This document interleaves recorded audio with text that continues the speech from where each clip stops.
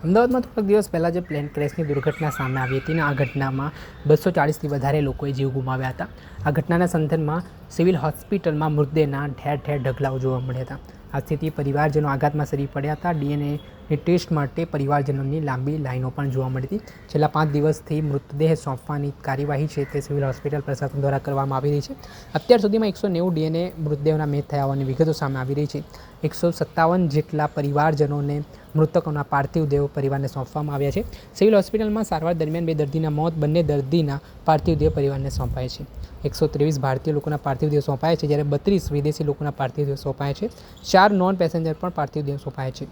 2 પાર્થિવ દેહ by international air અને અન્ય રાજ્યના 11 લોકોના પાર્થિવ દેહ બાય એર મોકલવામાં આવ્યા છે અને અન્ય પાર્થિવ દેહ બાય રોડ મોકલવામાં આવ્યા છે।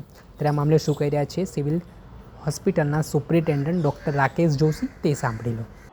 અત્યારે જે આંકડા હું આપી રહ્યો છું આપણે 10:45ના આંકડા પ્રમાણે 190 ડીએનએ મેચિંગ થઈ ગયું છે અને એમાંથી 157 લોકોને એમના સગાના પાર્થિવ દેહ સોંપી દેવામાં આવ્યા છે। એમાં 2 લોકલ જો હોસ્પિટલના આપણે કન્સિડર કરશું જે ડેટ છે તો 159 થશે।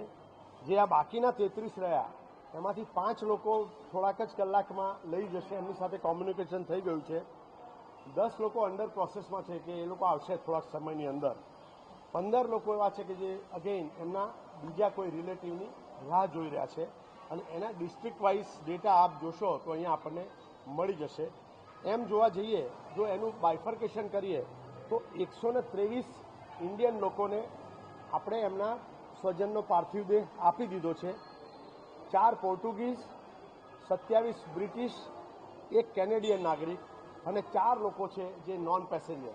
આવી રીતે આપણે એમને એમનો પાર્થિવ દેહ આપી દીધો છે।